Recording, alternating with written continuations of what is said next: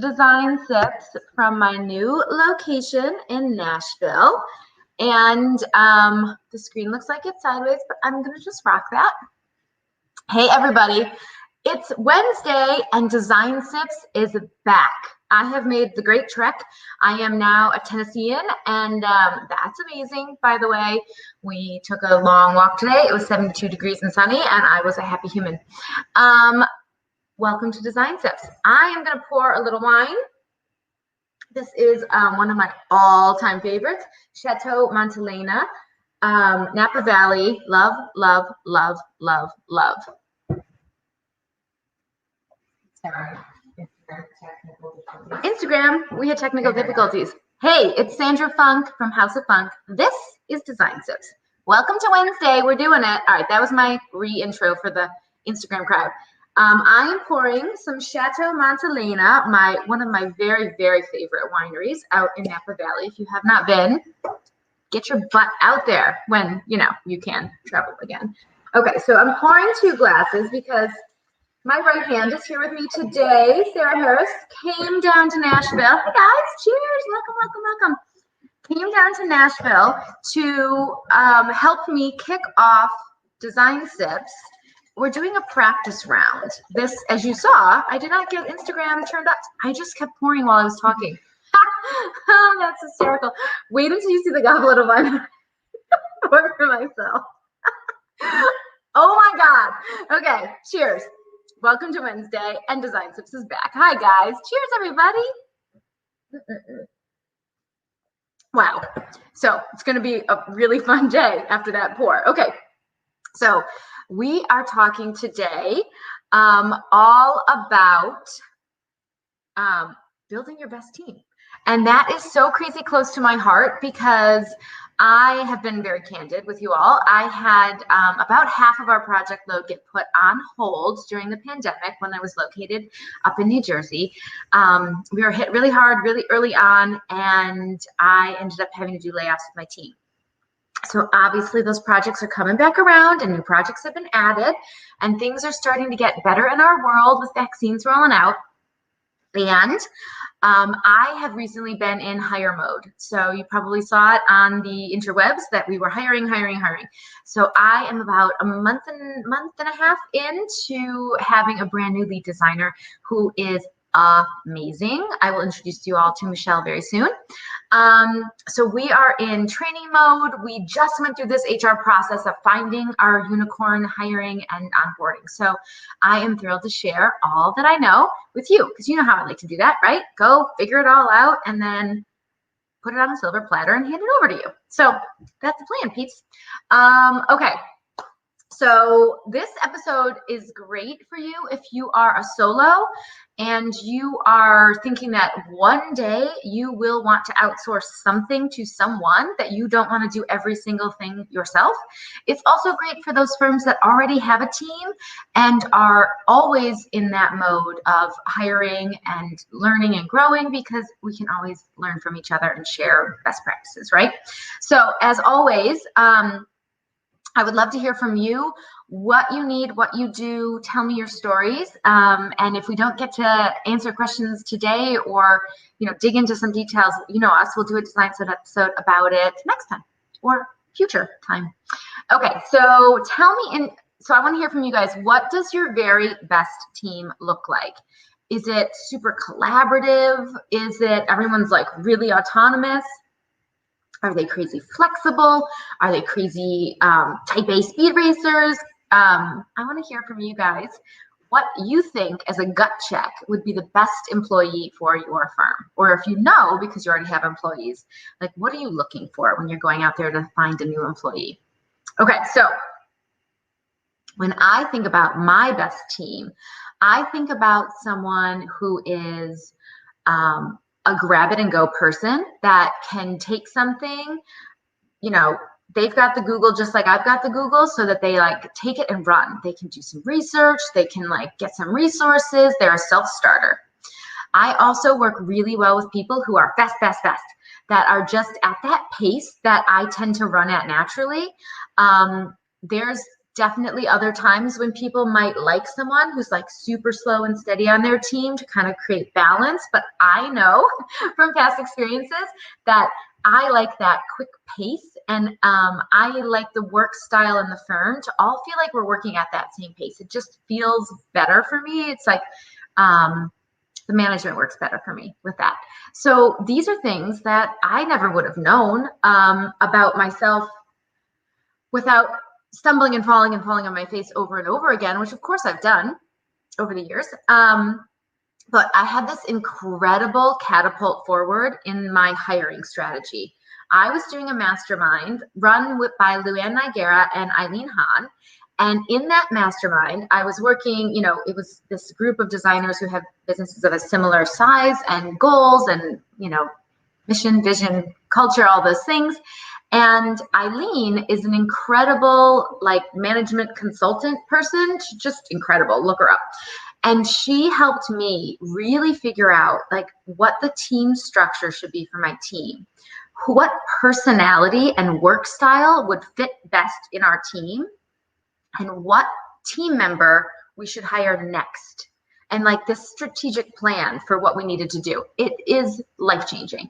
So we went from just embarrassingly hiring people that we liked and that we thought were competent and that maybe filled a void of they like to do, maybe they really are good at administration or they like doing this thing that I don't like to do, but rather really looking at work style, personality, work speed, detail orientation. I can't even explain to you how effective this whole program was that we went through. So can't recommend her enough.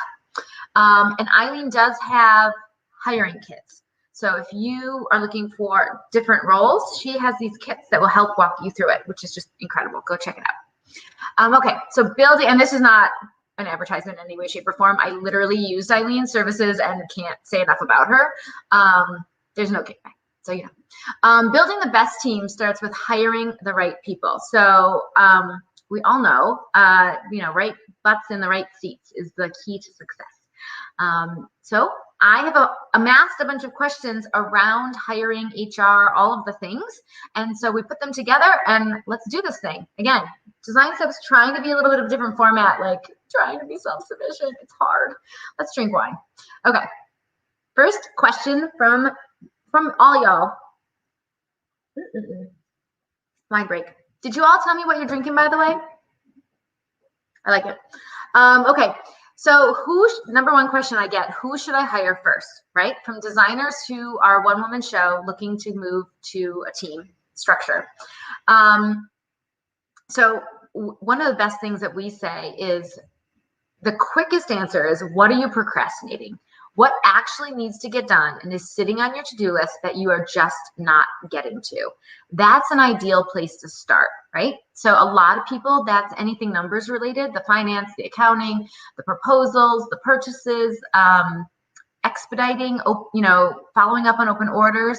I know for me, it's customer service, right? Because I like that fast pace, I have a really hard time on the back end of a project when these little naggy things are still just going and going and going.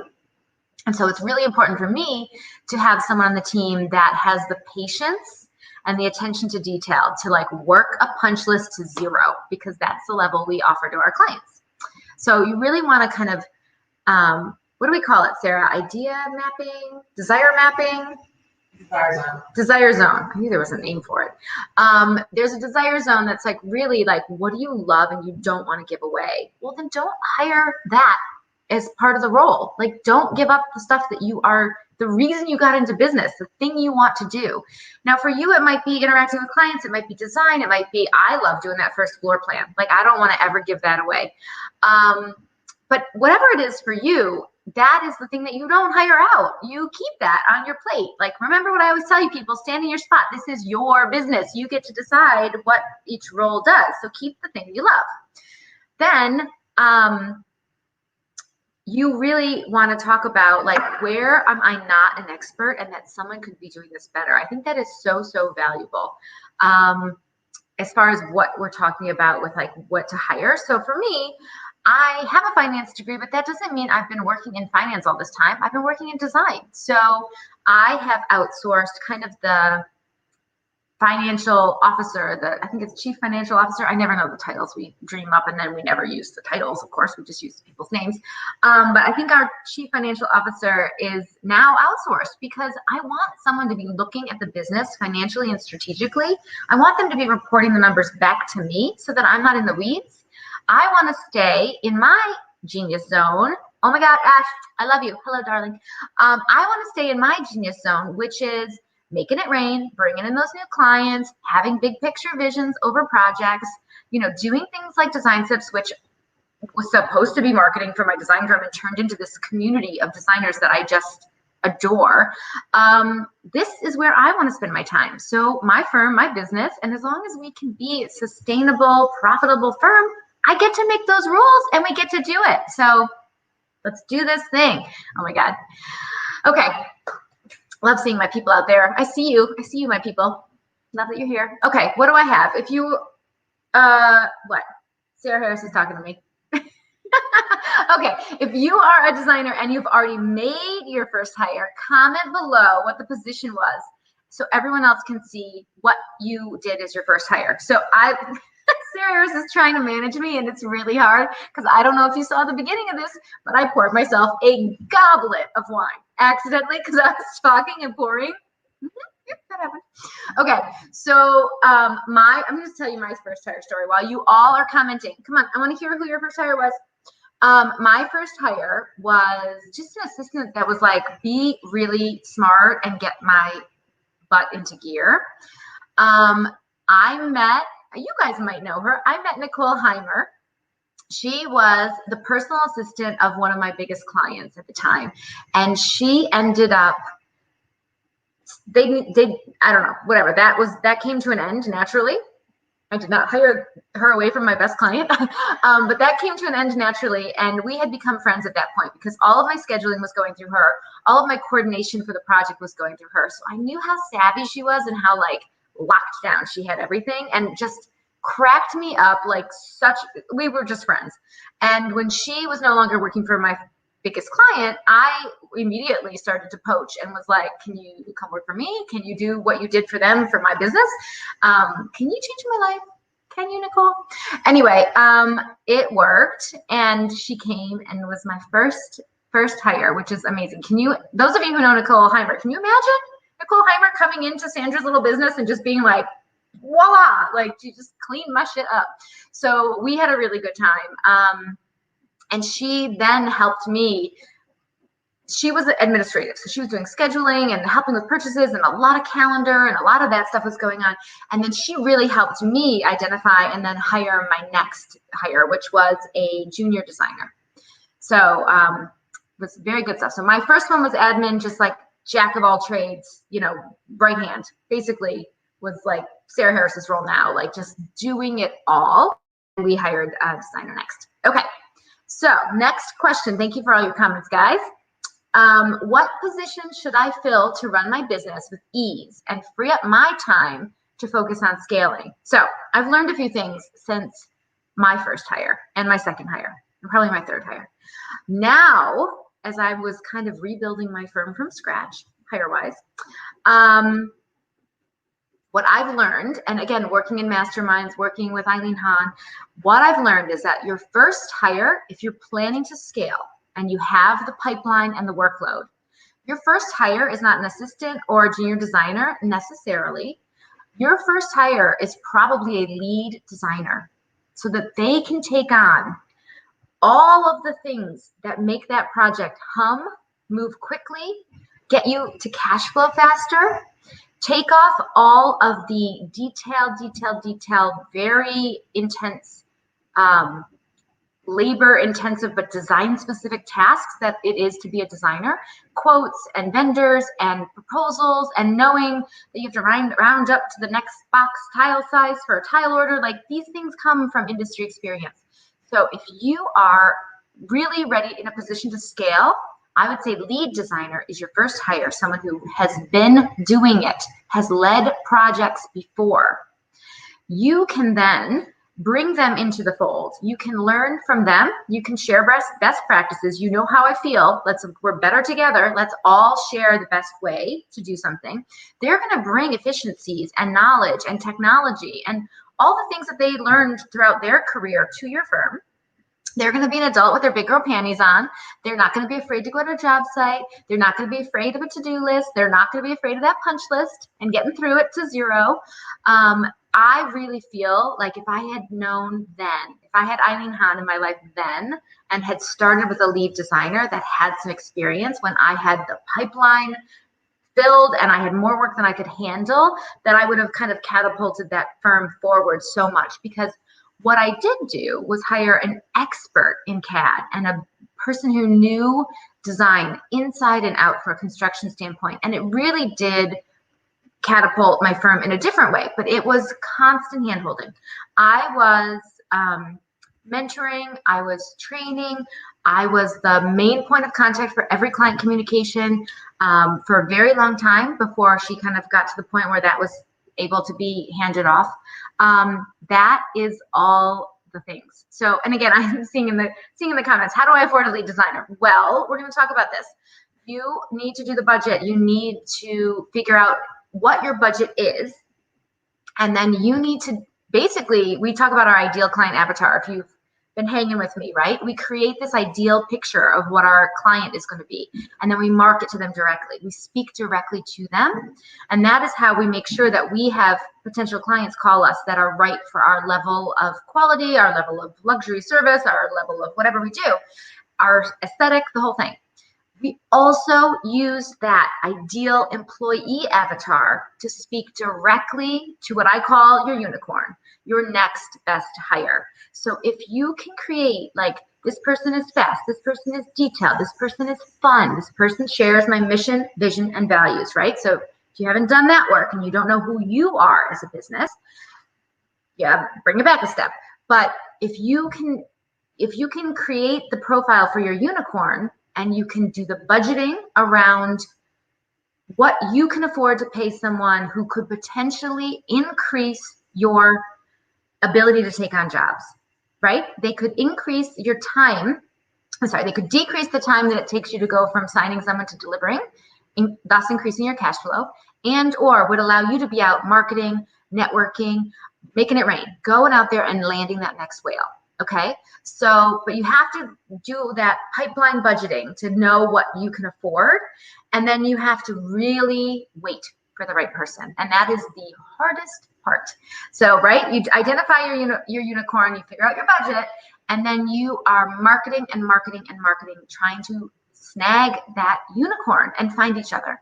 And there is someone out there who can do what you need them to do at the budget that you have available. And I'm going to tell you why.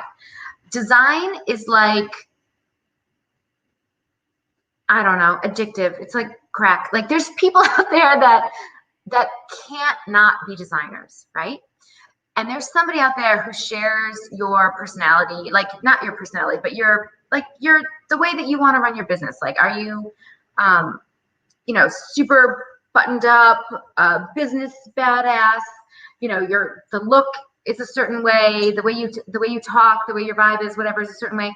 Or are you super laid back and like you rarely wear shoes and everyone's working from home? Like, there's somebody out there that's perfectly suited to do what you need them to do.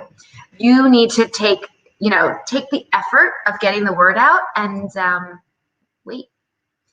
And it is so mind-blowing hard to not just hire the first warm body that passes through, but it is worth it. I am just experiencing the magic of having found someone who really, really has the skill set that we needed in the job. So it is good. I also think how to afford a lead designer, someone with amazing credentials and really can come into your business and flip it on its head and make it amazing.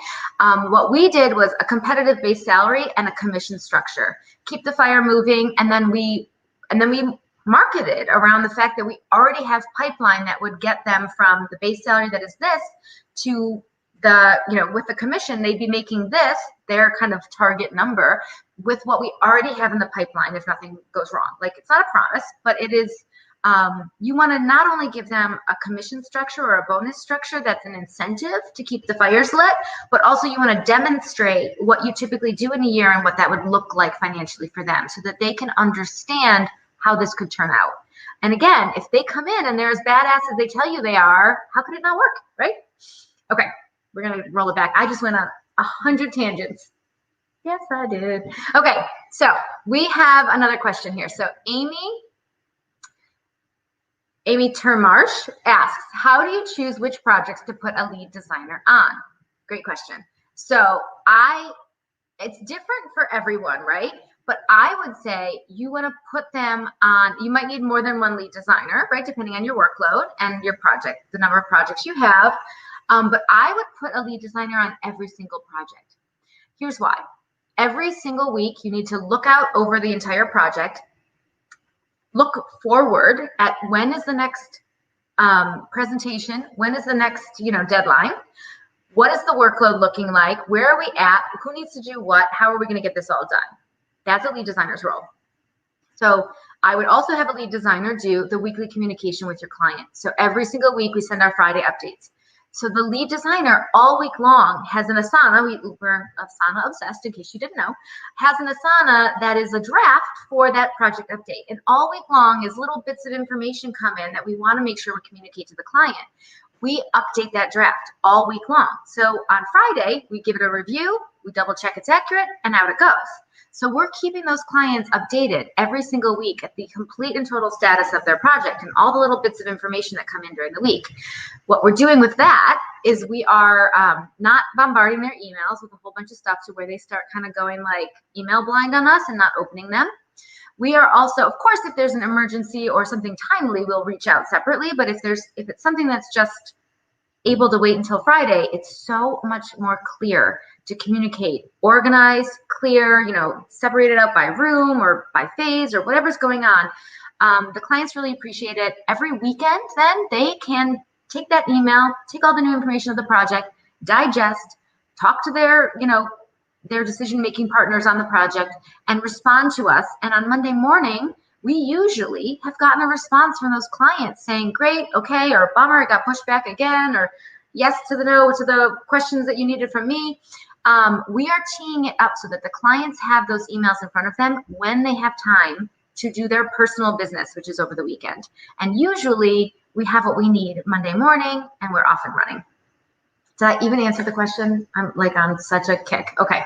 All right. How do I know when I'm financially secure enough to hire? So my director of finances, finance director, I don't know, whatever, my Leslie, and I went through a major budgeting moment when it was time to start hiring.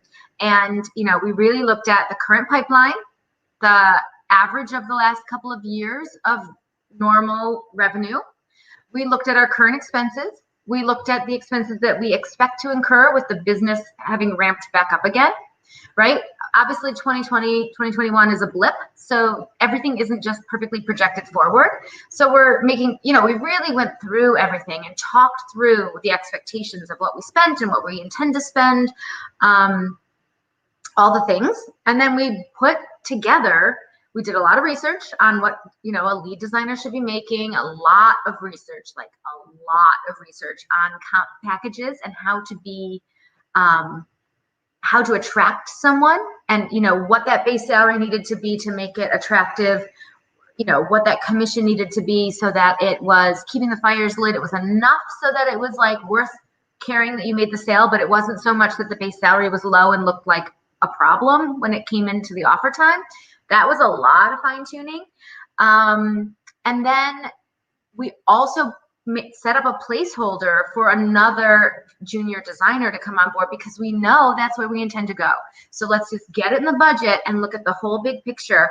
And it really comes with a little bit of faith because you're going to base a little bit of your annual revenue on the work that hasn't come in yet. We have to do that, but we have to base that on historic averages.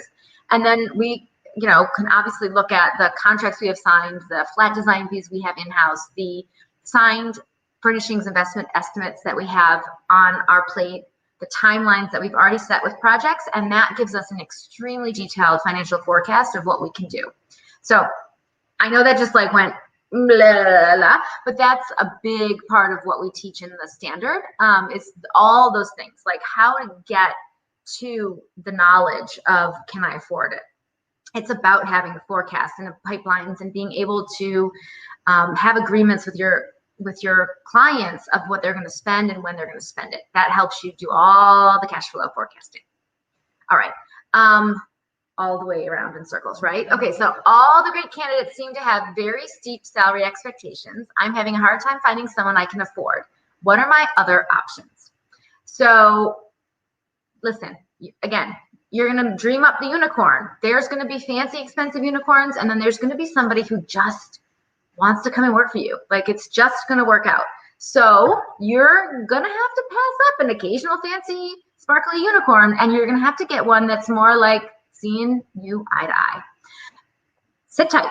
They're out there. I'm telling you, there's people out there that want to be in a design firm, that want to work collaboratively with someone, who don't want to toil alone, who want to do more than just online design. They really want to get into the field. They want to go to work for somebody who has a client base that, that's going to mentor them and work with them. So just have faith that they're out there, and make sure that you are marketing to them when you are putting out your job listings, just as much as you are, yes, you're going to give them a job, but you got to catch them. You got to catch their attention. You got to tell them how cool it's going to be to work at your firm. All right, did I answer that one? I swear I am like running off on tangents today. Okay, cheers. That's why we drink wine when we do design tips, so we can run off on tangents. This is like literally, you send out a GIF about design tips with these like massive glasses of wine, and I created it. It's hysterical. Okay, what qualities, more questions. Sorry, I'm just jumping into things. What qualities do you look for in designer candidates? So everyone's going to need to do this work for themselves, but I'm going to always share with you what I figured out. And a big part of me figuring this out was doing Eileen Hahn's predictive index survey. It's where everyone on my team took it, and it literally created like a puzzle for us so that we could see the pieces that needed to fit in, and where like I am big picture vision, fast. I can do the details and I can get like crazy detail oriented, but I don't like to stay there like for long. But I'm like, if I'm going to review drawings, you're going to get a lot of little red marks and a lot of little like, this, just tweak it and this could be better. But I don't want to like be there for like 8 hours or anything. So we knew I needed someone who can handle the details to offset my need for them to be there and to be crazy detailed, but not want to be the one doing it, right? So like we were starting to see the missing pieces in our map of our team, and that is like mind blowing. I can't say enough. I know I'm going on a rant. Poor Eileen, she's gonna get phone calls all day. Okay, but for me, I'm looking for someone who's like really autonomous, that like takes the work and goes, right? Self-starter, quick worker. It's how we are a very fast-paced team, confident in their decision-making. We talk about, the word that we hear the most from designers who are part of our standard community is confidence, that they've come out of it with confidence. And I guess it's a humongous part of the mission, vision, culture at our firm is, I think it's just a big part of who we are. And if somebody comes into our firm and isn't confident, it's really outside of our culture. Right? So I have people on my team who are very sure that they are doing, they just need to have confidence in their decisions and their selections and their choices that they're making. That's really important to me. So that fits with our culture. And then excellent communication skills. So I am looking for team members that, can speak up and tell me if they're overloaded, and tell the client what's going on, and tell and communicate. And, we need to have real conversations. It's a business, and we spend a lot of time together. So even though it's virtual right now, we still spend a ton of time together. So we need to get right down to the nitty gritty. And they also need to be able to communicate with the vendors and the trades and the clients. And there's a lot of moving pieces all the time. And so someone who kind of can't thread it all together and make sure that it's like concise and clear and not going all over the place like a design tips episode, won't work in the firm. Okay, so again, you're going to do the work, either just by gut intuition or even just sitting down and saying, how do I work and how do I want the team around me to work? It's really important to think that through. So I'd love to know from you guys the candidates you look for as well. Comment them in the chat. So who are you looking to hire? Okay, we have another question. How do I staff my business in a way that frees up my time without sacrificing the quality of my designs and high-touch customer service, right? Okay, so this one is good. So I can feel you out there asking this question, saying, but if I bring on a team, right now I do everything and it's like A+. And if I bring on a team, like how is it going to compromise everything? Well, what you need to do is we're going to go back to it again. You need to really identify what is it that you won't give up, because it's like the reason you got into business. So then don't give that up. And that might be this amazing quality of design. So you might stay creative director. You might set the initial tone for the project, delegate out the initial round of sourcing. Maybe you want to do that too. But you're gonna, maybe all the designs come back through you and you're kind of editing and curating and you're the final word when it comes to anything aesthetic. That makes perfect sense. High touch customer service. Maybe that's the part you love. Maybe you love going over to the client's house and kumbayaing about that one little scratch if you lay on the floor and get a magnifying glass. I don't like that part. But there are people who do. So if you like that, keep it on your plate. If you don't like that, delegate that as fast as you know what possible. So, okay, again, you're creating an avatar. You're creating an ideal person who can handle, with a straight face, someone laying on the ground with a magnifying glass showing you a scratch under a table you just delivered. Also, this might be multiple people. There might not be one person who can do your unicorn role, right? So we were sitting down and talking about who do we need? And we need someone who can handle PR, social media, events. We need somebody who can handle design projects. We need somebody who can handle accounting. That's not one person. So one of my big ahas after the last Luann Live event was that we can we can use experts in limited capacity, just like we used Eileen for HR. She's a really big expert in that field of hiring, and we were able to just use her on an hourly basis, and man, did she change the game for us. So instead of trying to find one person to solve the world's problems, we are now looking for a PR, marketing, social media expert who can come in and whiz bang up that part of the business. We're looking for, obviously, my lead designer, my junior designer. Those are very specific. I have someone who does the finance, strategic overlooking, and someone who does accounting, outsourced to an expert.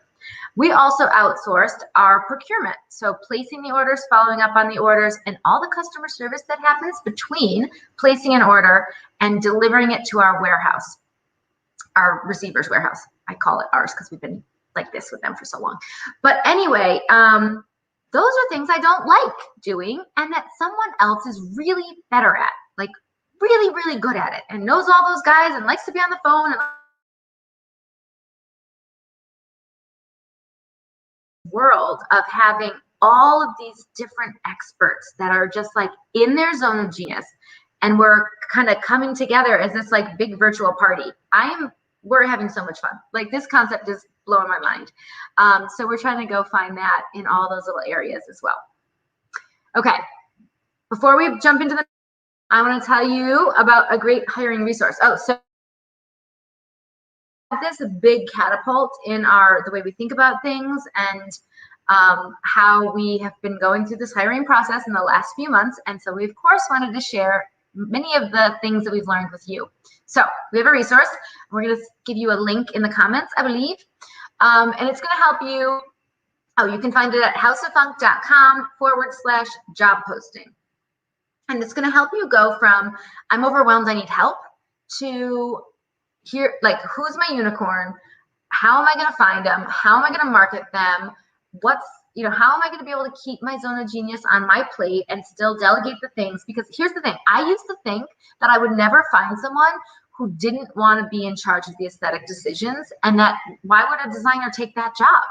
Again, if you don't want to give up that control of the aesthetic decisions, then be very clear about that. Don't hire some designer and then be like, oh yeah, but I don't share the selections. You just do the boards and the proposals. You have to say out loud, I'm going to be the aesthetic, like person, and you're going to be learning, growing, training, proposing, all the things. So you have to be really a good communicator too, because you do not want to get someone hired and then they're kind of fighting you because they wish they were going to client sites or they wish they were doing selections. You really need to sit down with yourself and figure out what that role is going to look like, and then play it up and there's somebody out there who is right for that role, whatever it is, okay? And somebody who's just looking to go shopping all day online, like I love that part, is going to be okay with, or somebody who loves that part is going to skip your job posting, right?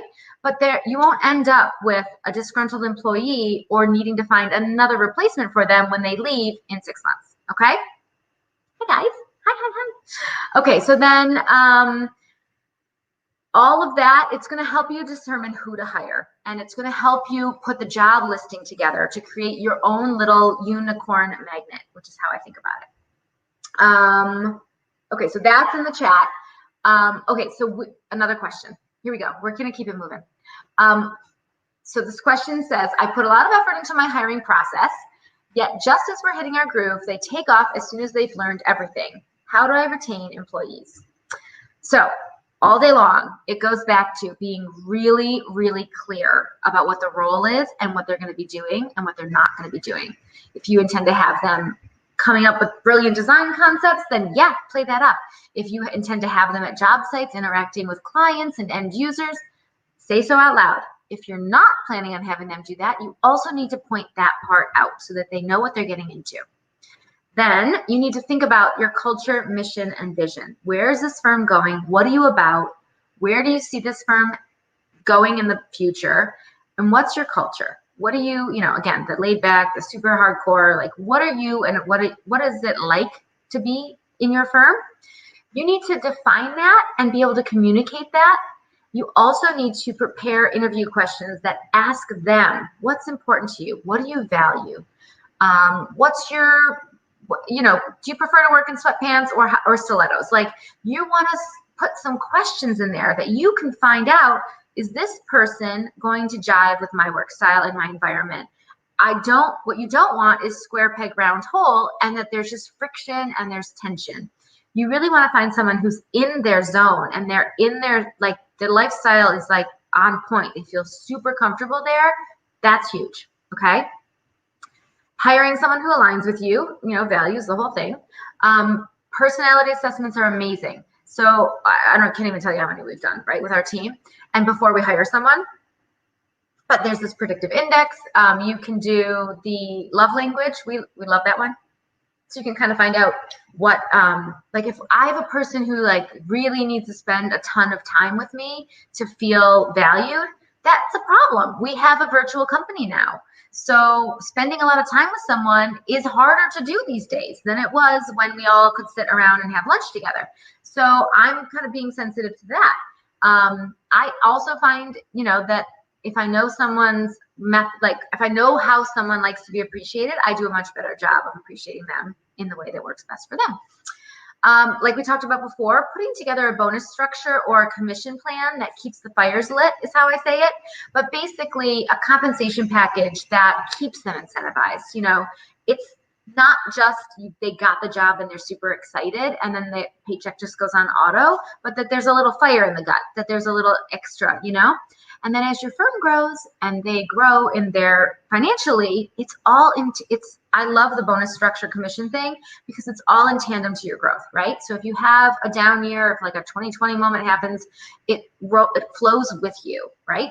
Instead of, a big salary that's just stuck and your only real option is to lay them off when things go wrong. Most of us have been there, right? Okay. Regular reviews and touch bases. So we do 6-month formal reviews where the employee fills out their review. It's a self-review. And then I fill out, of course, my side of it as well. And we come together and kind of see if we're in alignment and what we're thinking, set goals together, all the things. And then we also do a monthly touch base, which is where we have just a one-on-one chat so that we can make sure that we are all good and that we're moving towards those goals that we set every 6 months. In addition to that, we have a top line meeting every Monday, the whole team. We're virtual, so we're all on Zoom together. And that is crazy important to just stay connected to your team. And that could be in person if you're in an in-person office.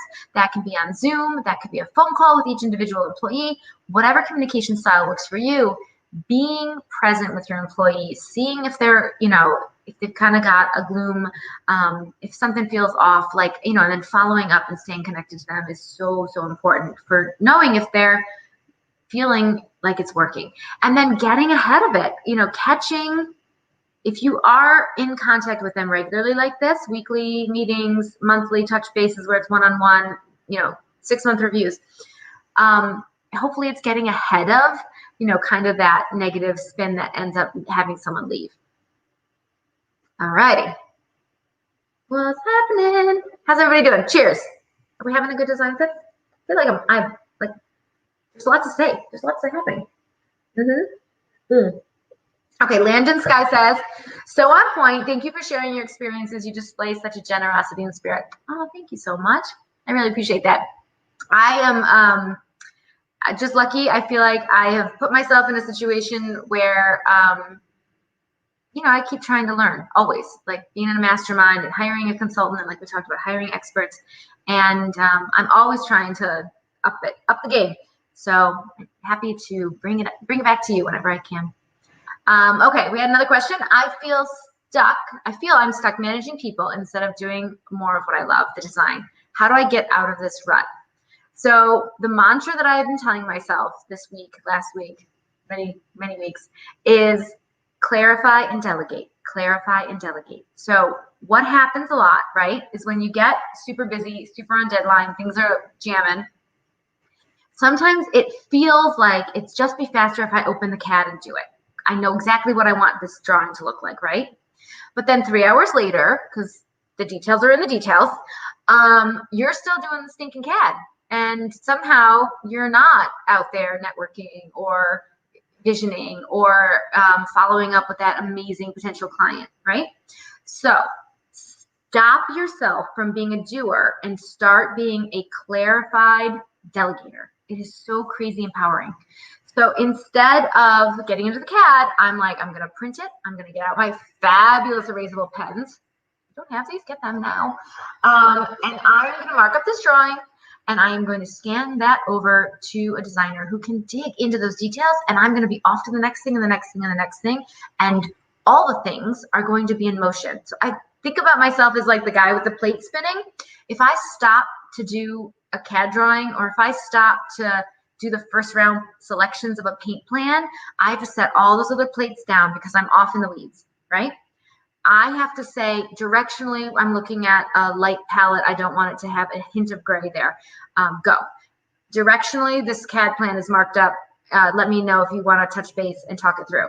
Directionally, like clarify, and then get it off your plate. Because I'm telling you, I know from experience, there's something else coming that you're going to need to deal with. And if you get to inbox 0, take a breath.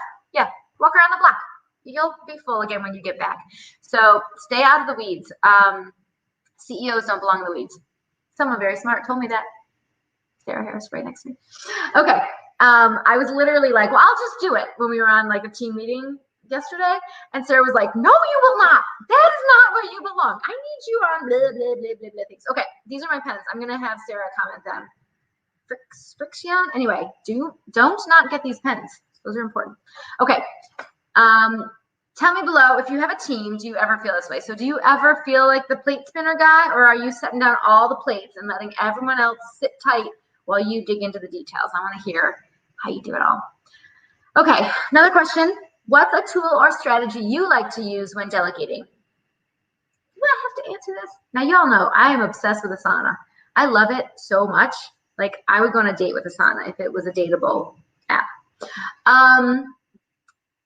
So I really love to stay, like, everything that comes to me all the things that need to be done come to me through Asana, and they're already categorized and organized by project and by phase of the project.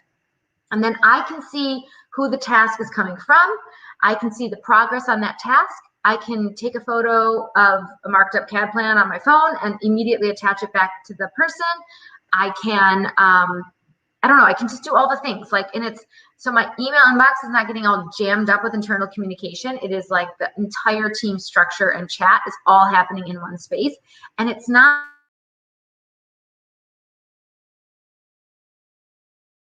email is just like, it's all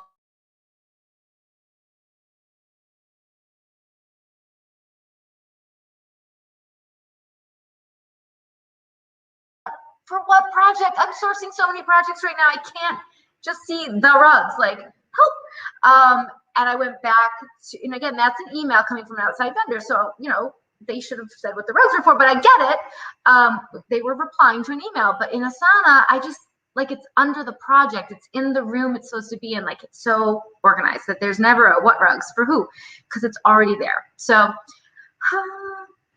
again, not an affiliate. Nope. They won't even call me back. Okay, in conjunction with using systems like Asana, how do you manage your remote employees and make sure that they're logging in and getting the work done?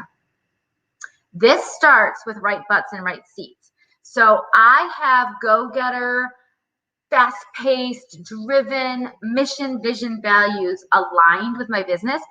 The people that are working for me are no joke. Like, we have goals, we are going somewhere, we are getting crap done. Okay.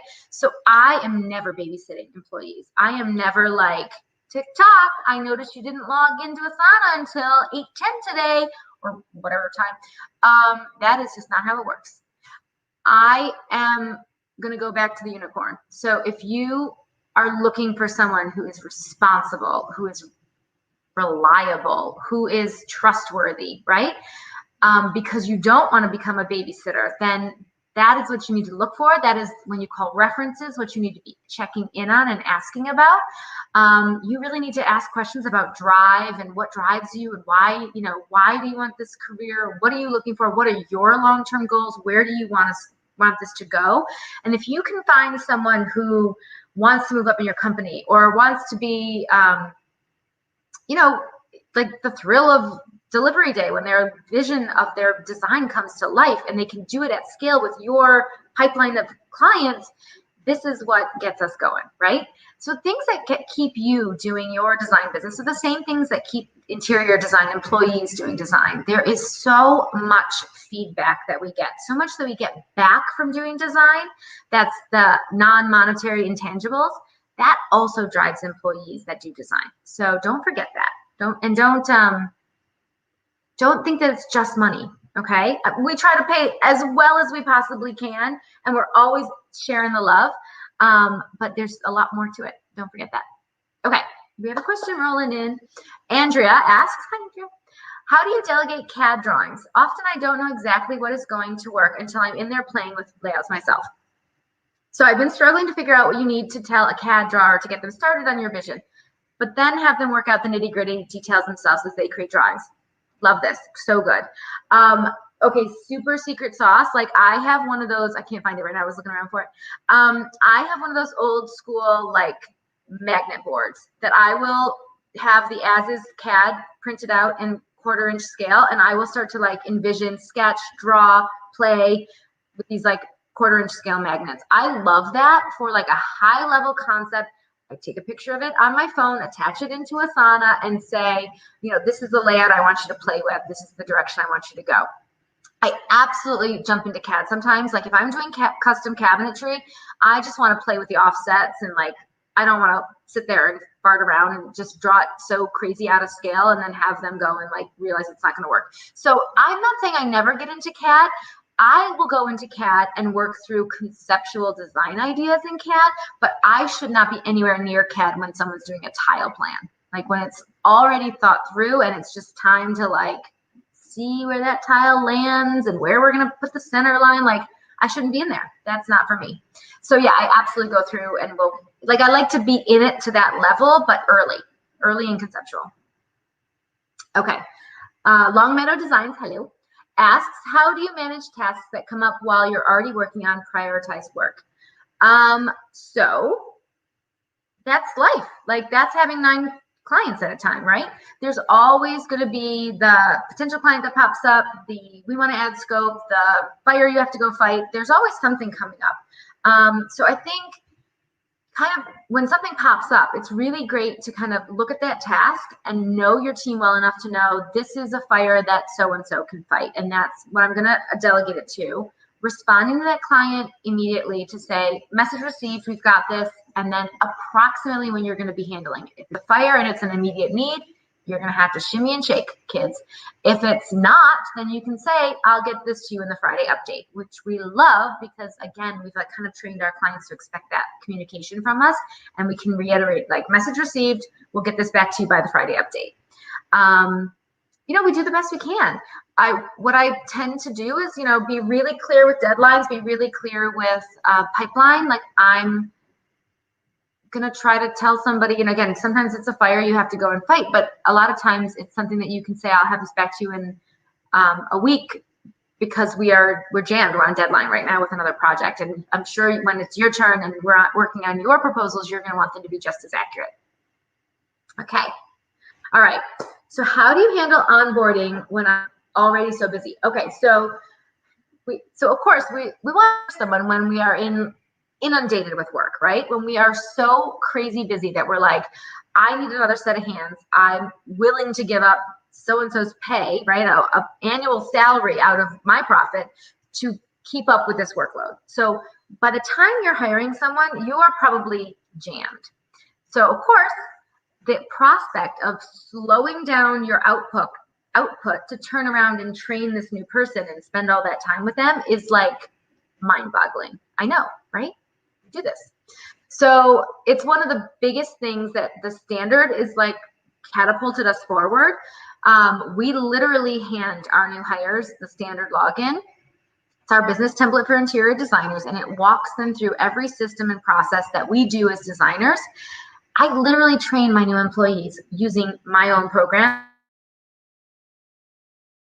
We have had so many designers who have gotten the standard, gotten that pipeline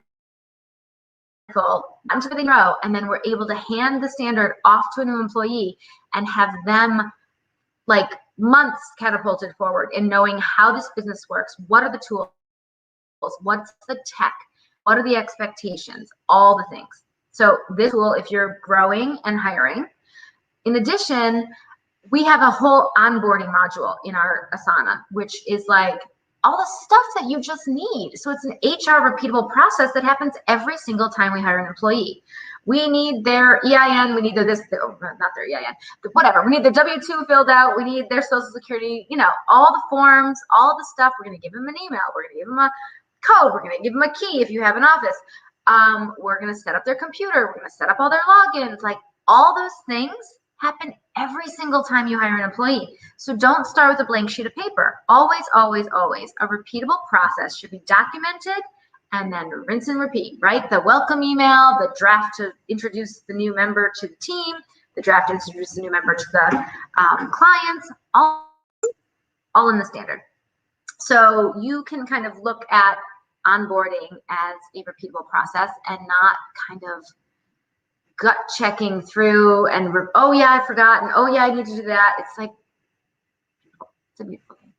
Okay, so standard.